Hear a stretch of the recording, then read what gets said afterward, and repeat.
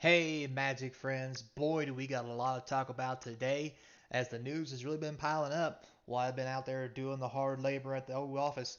And I have some news about the channel, the eBay store, and what's coming up. We got a lot to cover, so let's get into it.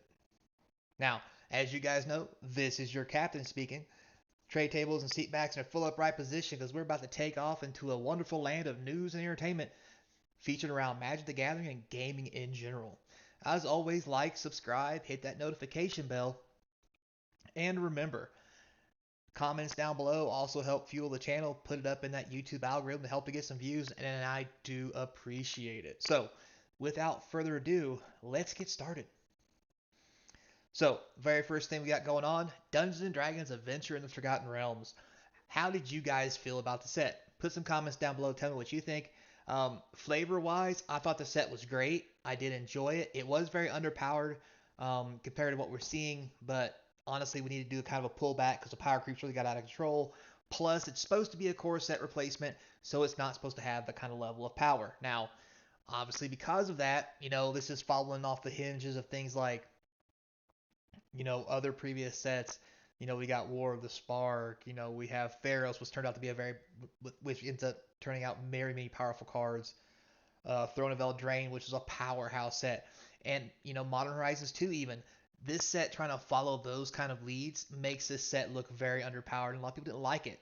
And because of that, we've actually got some very interesting news from Wizards. So we were asked, and right here it is on the Rosewire. It says, "Hi Mark, I just want to thank you for the amazing year of Magic, and I love Kaldheim, Strixhaven, Valentine's favorites. However, I am not a fan of AFR, and it has me concerned for the future Premier sets. I wish Premier sets were reserved for Magic's own IP." So, and then Mark replies with, "Future sets with non-Magic properties will not be Premier sets." So, guys, what that means is all the Premier sets moving forward are only going to be Magic Premier sets, which means it's going to be something like a Modern Horizons or a Master set, or Unglued, Unhinged, Conspiracy, Take the Crown style, Battle Bond, something like that. Which means that all the other sets, like we might start seeing, like Lord of the Rings, we've heard about coming out, Warhammer 40K, those might not actually get box sets and released into standard now because of this and because of what people think of it. Me personally, I liked the inclusion. I thought it fit in rather well, and I thought it was great. Yes, it's a powered down set. Um, and yeah, people aren't going to like it because this is not this over the top thing that like Kaldheim and Strixhaven are not over the top comparatively speaking to the sets before them. But this is the slow downward creep to try to get standard back into a place where it's not modern, 2.0. Um, Ikoria, like I mentioned before, Throne, Pharaohs, those were hyper powerful sets with cards that slotted straight into modern. And that is crazy. So, my personal opinion, I thought Adventures of the Forgotten Realm was fine. Um, but as we're seeing here, all the other sets coming out won't be premier sets. So that means they probably won't be going in standard.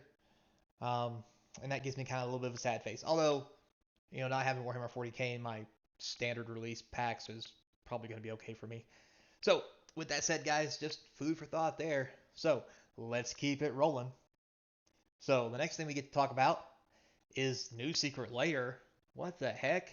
Yeah, so apparently at PulseCon, the new secret layer came out, which showed, I don't even remember what the secret layer is called because I honestly don't care about secret layers. I just snapped the cards real quick because obviously you guys don't care about it either because you don't watch these parts of the videos and I make them. So we're just going to run through the cards real quick. Kodama's Reach. Apparently this is a cat themed. If that's what you're into, that's not still hot for me. Then we have the Heirloom Blade, which is another cat themed thing.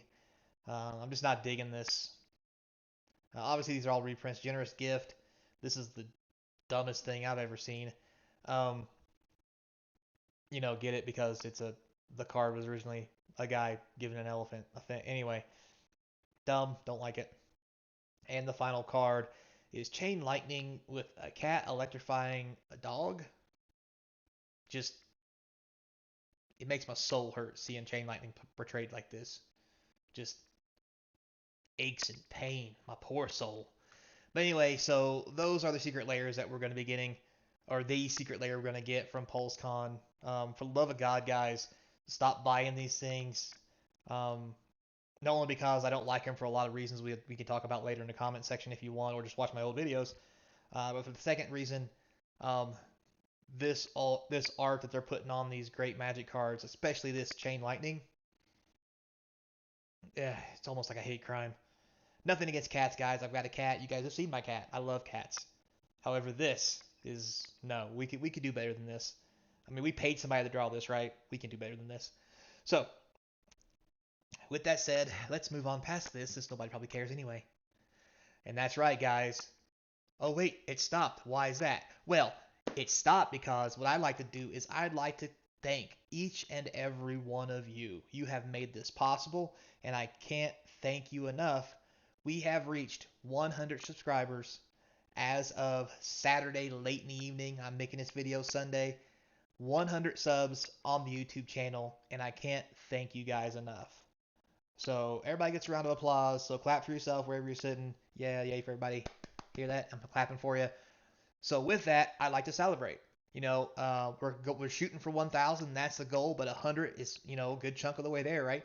And I never imagined I would even get this far, to be honest with you. And I can't thank you guys enough. But what I can do to thank you is give you guys a little extra off of the eBay store. So if you like, check out the eBay store. It's another way to support the channel. I talk about it all the time. You can support the channel while also getting the things that you love. This is the extra 10% off 4 more items with this code. The code is right here, 100 sub, excuse me. Oh, gosh, goodness, shouldn't ate before I made this video. 100 subs on YouTube, no E because it didn't fit. But anyway, I won't go in that. And you can save on the eBay store. It says exclusions apply. That's a technicality. It works on the entire eBay store. Everything it's in there, and it's good to August 29th. I know it's only about a week, and it ends on I think a Sunday. The main reason I did that is another note. I am going to Gen Con in September, so during the time that I'm gone at Gen Con, the store will still be open for you to buy, but I won't be able to ship until I get back from Gen Con, and I'll post a little bit more later to talk about that. Also, to give you guys kind of an idea, this 10% off is 10% on top of any sales I already have going. And some of you may be thinking, well, you have to go away and drum up some business, but what if there's not 4 things in the store that you want? Well, today I went through and I loaded the store up with tons of good stuff. And I loaded it up with a lot of cheap stuff too. I put some basic lands on there, foil and non-foil from the new Dungeons and Dragons set. Some of the older cards I got on there I marked down to $1.25. So you can pick up 3 basic lands that are foil or 3 sweet lands to bling out your deck that are foil, and then pick that one high price card you want and get 10% off the whole thing. So, or if you just want those sweet lands to bling out your deck, just go grab you 4 of them. Get them at a deal. Shipping is free as always. It's always the price you see is the price that you get. So, thanks a lot, guys. Can't thank you enough for that again. And as always, please keep supporting the store. I love you for it, and I hope you at least like me. I mean, you can hate me if you want, just as long as you keep subscribing. That's a boy. So, moving on to the next sweet thing we're going to talk about, if you want to call it sweet. Remember back in the day when they talked about the Magic the Gathering show on Netflix? Does anybody remember that? I remember that way back when. I think it was like 2018, 2010. I don't know, like before Netflix was born. Supposedly it's supposed to be a Magic the Gathering show on Netflix for a long time, and people keep saying, I wonder whatever happened to that. I wonder whatever happened to that. It comes up every couple months. It's been a few years now. So we got a post that came out on some information the other day.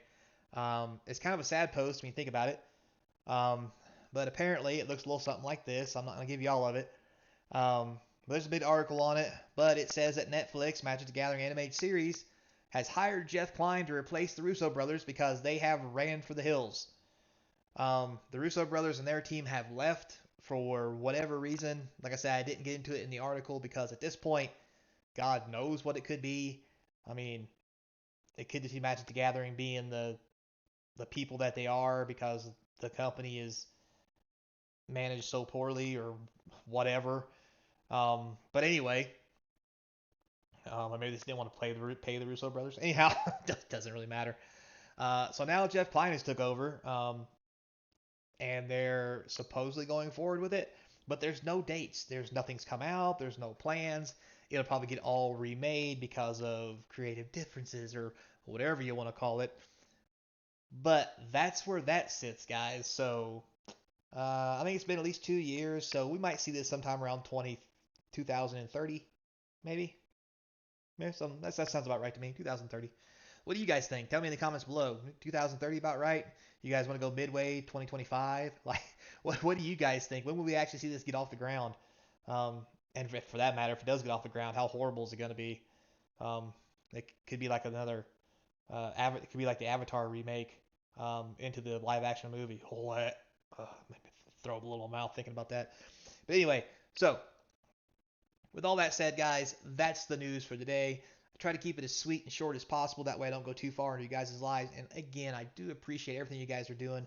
Thank you for the 100 subs, all you guys who have subbed. Um, Always, let's push forward to help get to that 1,000. Then we can really start getting some things going. Start having some box giveaways and some sweet box openings for older product. And I'll start going out there and chasing down some old boxes to open on the channel once we get up to those 1,000 subscriber ranges. So, as always, guys, until next time, be kind. This is your captain speaking, and I hope to see you across from the game table.